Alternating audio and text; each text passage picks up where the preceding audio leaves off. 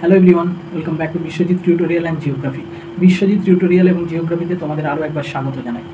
আজকে এই মুহূর্তে কিছু পুঙ্খানুপুঙ্খ তথ্য নির্ভর তোমাদেরকে ইনফরমেশন দিতে চলেছি, যে ইনফরমেশনটা তোমাদের খুব কাজে লাগবে, আমি এটা নিয়ে আশাবাদী।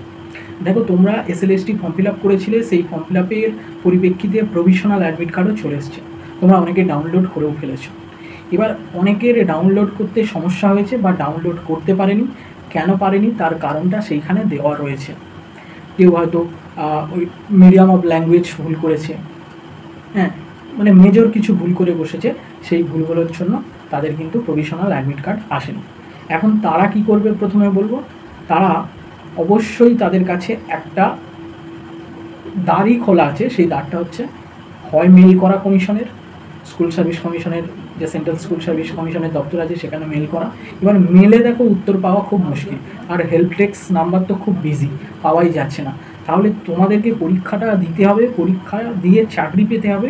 তাই তোমাদেরকে এখন যেহেতু অনেকটা সময় আছে, তোমরা অবশ্যই সেন্ট্রাল স্কুল সার্ভিস কমিশনের দপ্তরে তোমরা তড়িঘড়ি যাও এবং তোমাদের সমস্যাগুলো সম্পর্কে তাদের অবগত করাও, এবং তারাই একমাত্র পারে এই সমস্যা থেকে তোমাদেরকে পরিত্রাণ দিতে। আমাদের মুখের কথায় কিচ্ছু হবে না। আমরা শুধু চাই, আমরা বিশেষত আমি চাই, আমি জানি না আর কেউ এতটা আন্তরিকভাবে চায় কি না, আমি চাই প্রত্যেকে যারা ফর্ম ফিল আপ করেছে যেন প্রত্যেকে পরীক্ষায় বসতে পারে, প্রত্যেকে যেন ভালো হয়।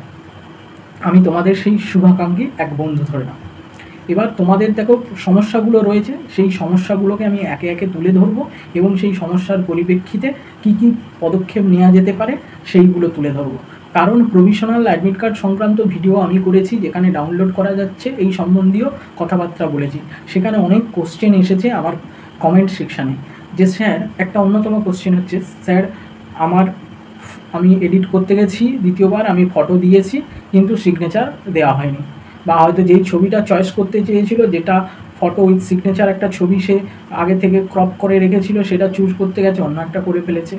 বা কারো হয়তো দুটো সিগনেচারটা এমনভাবে ক্রপ করেছে যে দুটো নামের লেটার বাদ চলে গেছে, ছবির কিছুটা অংশ বাদ চলে গেছে। এই রকম কিছু সমস্যাও অনেকের হয়েছে। এবার যেহেতু প্রোফাইল এডিটটা আর করা যাচ্ছে না, ক্যাটাগরি এডিটটা করা যাচ্ছে, নয় ক্যাটাগরিটা সবাই এখনও যারা করেনি তারাও করে ফেলবে, এবং সেই হিসাবে তারা প্রভিশনাল সার্টিফিকেট অ্যাডমিট কার্ডও ডাউনলোড করে ফেলবে। কিন্তু এই যে প্রোফাইলে যাদের সমস্যাগুলো হয়েছে, সেইটা কিন্তু একটা চিন্তার বিষয়। তার কারণ কি জানো, তোমাদের যে অ্যাডমিট কার্ডের নিচে যে 5টা ইনস্ট্রাকশান দেওয়া রয়েছে, সেই 5টা ইনস্ট্রাকশনের মধ্যে 4 নম্বর ইনস্ট্রাকশানটায় দেখবে যে তোমার ফটোকপি সিগনেচার যদি না মেলে, বা তাদের বুঝতে যদি অসুবিধা হয়, যে যেই ভেন্যুতে তোমাদের পরীক্ষা হচ্ছে, তারা কিন্তু তোমাকে পরীক্ষা সেন্টার থেকে বের করে দিতে পারে বা নাও পরীক্ষা দিতে পারে। তার কারণ হচ্ছে, যদি তোমার ফটোকপি না মেলে, তোমার সিগনেচার না মেলে, তোমার আধার কার্ড ভোটার কার্ডের সঙ্গে তোমার এবং তুমি প্রেজেন্ট, তোমার যদি ছবির মুখের মধ্যে পার্থক্য দেখতে পায়, যদি সাদৃশ্যতা যদি খুব বেশি না খুঁজে পায়, তো তোমরা এমন একটা বৈধ আইডেন্টি প্রুফ নিয়ে যাবে যেটাতে তোমাদের রিসেন্ট যেন ছবি থাকে। তারপর তোমার যে অ্যাডমিট কার্ডে যে ছবিটা দিয়েছো সেই ছবিটাও তোমরা সঙ্গে রাখবে, কোথাও মেনশন করা নেই কিন্তু তোমরা অবশ্যই রেখো। তো এই সমস্যাগুলো হয়েছে, যে ছোটো ছোটো সমস্যা করে ফেলেছে ছবি আপলোডের ক্ষেত্রে, সিগনেচার আপলোডের ক্ষেত্রে, তাদেরকে আমি বলবো যে তোমরা মেলে এখন পাবে না, হয়তো অ্যান্সার পাবে না, হেল্প ডেস্কের নাম্বারে পাবে না, তোমাদের হাতে সময় আছে। যদি তোমরা পরীক্ষা দিতে চাও, চাকরিটা পেতে চাও, তোমরা অবশ্যই সেন্ট্রাল স্কুল সার্ভিস কমিশনের দপ্তরে যাও এবং তোমাদের সমস্যাগুলো নিয়ে কথা বলো। বোঝাতে পারলাম? এবার দেখো, আরেকটা সমস্যা কি না, অনেকের ক্যাটাগরি দিতে ভুলে গিয়েছিল, কিন্তু কোনো কারণে টেকনিক্যাল গ্লিচের কারণে, একটা টেকনিক্যাল সমস্যার কারণে তার কিন্তু দেখা যাচ্ছে যে অ্যাডমিট কার্ড চলে এসছে। এবার সেই অ্যাডমিট কার্ডে ক্যাটাগরিটা তো দেওয়া নেই, সে ভাবছে তাহলে আমার কোনো সমস্যা নয়, আমি হয়তো দিয়ে ফেলেছি কখন, বা না দিলেও অসুবিধা নেই। এই রকম ধারণা নিয়ে যদি কেউ বসে থাকো, তোমরা অ্যাপ্লিকেশান ফর্মটা চেক করো, সেখানে দেখো কি আপডেট দিচ্ছে, তোমার ক্যাটাগরি দেওয়া আছে কি না। যদি ক্যাটাগরি না দেওয়া থাকে অথচ তুমি admit card, provisional admit card download করে ফেলেছো, তোমারও কিন্তু পরবর্তী সময় সমস্যা হতে পারে। এখন তুমি পরীক্ষায় বসে যেতে পারো, কিন্তু পরীক্ষা দেওয়ার পর তোমাদের যে মেরিট লিস্ট প্রকাশ হবে রিটেন পরীক্ষার বেসিসে, সেখানে কিন্তু সমস্যা হলে তুমি বাদ পড়ে যেতে পারো। সেই জন্যে ছোটোখাটো নিজের নামের বানান ভুল, বাবার নামের বানান ভুল, এখন তোমার কোয়ালিফিকেশান মার্কসের কিছু ভুল, এইগুলো এখন কমিশন কিন্তু তোমার এই মুহূর্তে দেখছে না। তোমাকে মোটামুটিভাবে পরীক্ষায় বসার জন্য যেগুলো দরকার সেইগুলোর বেসিসে তোমাকে প্রভিশনাল অ্যাডমিট কার্ড দিয়ে তোমাকে পরীক্ষা দিয়ে দিতে দিচ্ছে। সেটার মধ্যে একটা অন্যতম হচ্ছে তোমার ক্যাটাগরিটা। জেনারেল থেকে শুরু করে প্রত্যেক কাস্টকে, ফিজিক্যাল হ্যান্ডিক্যাপ যারা আছে প্রত্যেককে কিন্তু তাদের স্ট্যাটাসটাকে কিন্তু ক্যাটাগরি স্ট্যাটাসটাকে আপডেট করতে হয়েছে। না করলে কমিশনের বিরাট সমস্যা হবে। তোমাদের রিটেন পরীক্ষার বেসিসে যে মেরিট লিস্ট কারা ইন্টারভিউতে যাবে তাই তো ডাকা হবে তো সেই সমস্যাগুলো কিন্তু কমিশন ফেস করবে। সেই জন্যে ক্যাটাগরিটা মাস্ট সবাইকে করতে হবে। এখনও যারা করনি, অ্যাডমিট কার্ড পাওনি, তারা করে নাও, তোমাদের দেখবে অ্যাডমিট কার্ড চলে আসবে। এবার দেখো, কেউ বলছে যে আমি স্যার নামের বানান ভুল করেছিলাম, সেকেন্ড টাইম এডিট করতে গিয়ে খেয়াল করিনি, আবার নামের বানান ভুল হয়ে গেছে। দেখো, তার যদি একটা লেটার ভুল হয়ে যায় নামের বানানের ক্ষেত্রে, তার ক্ষেত্রে হয়তো ছাড়পত্র পেয়ে যাবে। সে পরীক্ষা সেন্টারে যাবে, তার মুখে তার ছবি ঠিক রইল, সিগনেচার ঠিক রয়েছে, তার নামের বানানটা যেহেতু একটা স্পেলিং হয়তো ভুল হয়েছে, তোমার আধার কার্ড এবং ভোটার কার্ড যে দুটো রেখো, দুটো আইডেন্টি কার্ড রাখলে তারা দেখলো যে এই নামেরই মানুষ, এই ব্যক্তিটা, তার এখানে একটা হয়তো বানান ভুল হয়ে গেছে। তোমাকে দেখে সেই ইনভিজিলেটর তিনি কিন্তু ছেড়ে দিতে পারেন বা অতটা কিছু নাও করতে পারেন। কিন্তু ওই সমস্যাটা কিন্তু মাইনর সমস্যা। এবার মেজর সমস্যা হচ্ছে ছবির নিচে সিগনেচার নেই, তোমাকে কিন্তু ফিরিয়ে দিতে পারে। তাই যাদের ছবির নিচে দ্বিতীয়বার এডিট করতে গিয়েও ছবির নিচে সিগনেচার ক্রপ করতে গিয়ে কাটা পড়ে গেছে বা কিছু সমস্যা হয়েছে, তোমরা অবশ্যই সেন্ট্রাল স্কুল সার্ভিস কমিশনের দপ্তরে তোমরা গিয়ে দেখা করবে।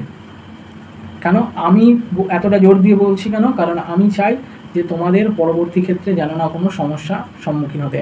পরীক্ষার গেট থেকে ফিরে আসার মতো খারাপ অভিজ্ঞতার সম্মুখীন যারা হয় তারাই বোঝে।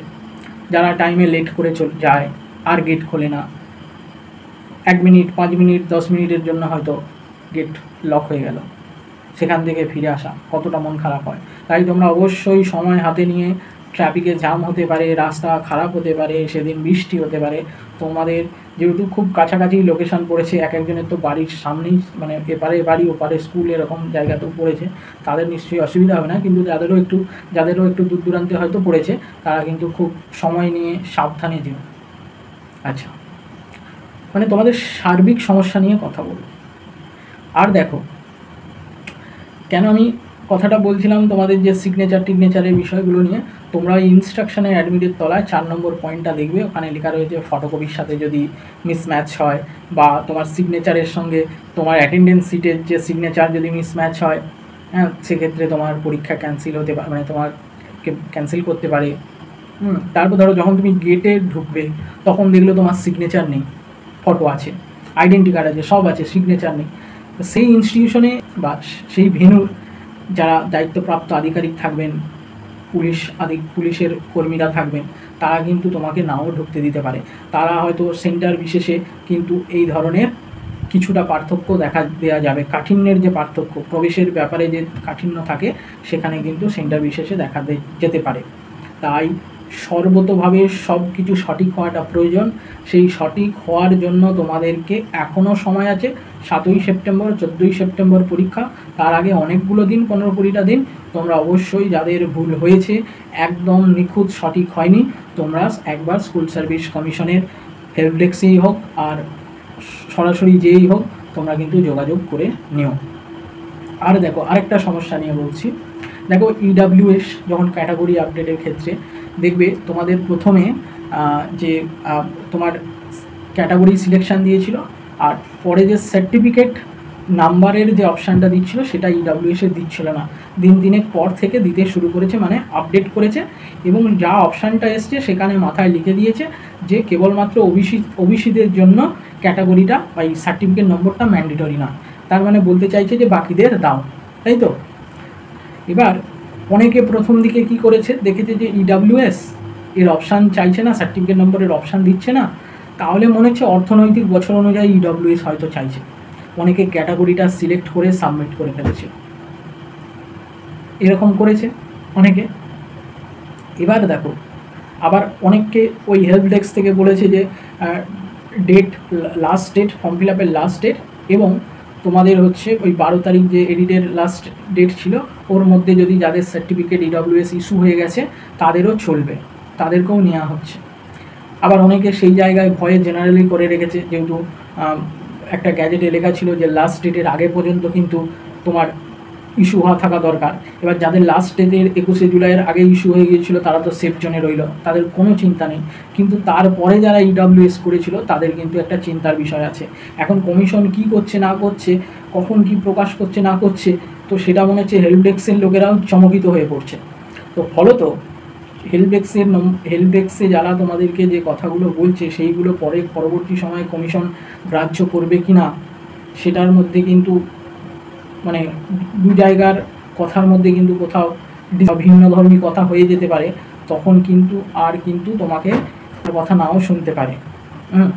তো সেই জন্যে যারা এই সমস্ত EWS সংক্রান্ত সেফ জোনে নয়, এক্সট্রা যেগুলো করে ফেলেছো, মানে হয়তো ভেবেছো অর্থনৈতিক বছর হিসাবে করে দিয়েছো, কেননা এরকম সেম ভুল কোথায় করেছিলে যখন প্রথমে ছবি আর সিগনেচারে, যে ছবি আর সিগনেচারে আলাদা আলাদা জায়গা দেয়নি, মানে শুধু ছবিটাই চেয়েছে, কিন্তু ওটা ইনস্ট্রাকশনে ছিল, এটা হাজারো ছেলে ভুল করেছিল, সেই জন্য পরে এডিটের অপশান দিয়েছিল।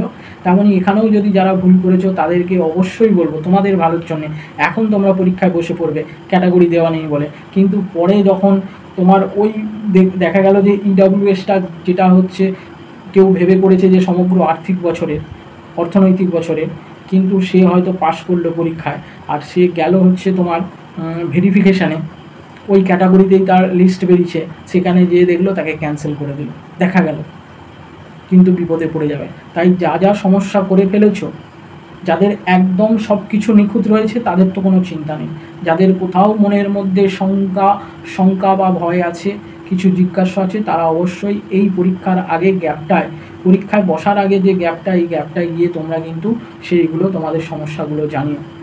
পরীক্ষার পরে জানাতে গিয়ে ভাবলে হয়তো ডকুমেন্ট ভেরিফিকেশানের সময় তার আগে কিছু যে কথা বলবো, এখনই যাবে, কারণ এই পরীক্ষা তুমি যা দেবে যে ক্যাটাগরিতে সেই হিসাবেই তোমার মেরিট লিস্ট বেরিয়ে যাবে। আশা করি অনেকগুলো সমস্যা নিয়ে তোমাদেরকে সমাধানের পথের দিকে আমি ত্বরান্বিত করতে পারলাম। আমার ভিডিওটা ভালো লাগলে অবশ্যই সাবস্ক্রাইব করবে, লাইক করবে, কমেন্টস করবে এবং বন্ধুদের মধ্যে শেয়ার করে দেবে, যাতে তারা এই বিষয়গুলো সম্পর্কে সচেতন হতে পারে। ধন্যবাদ, শুভরাত্রি।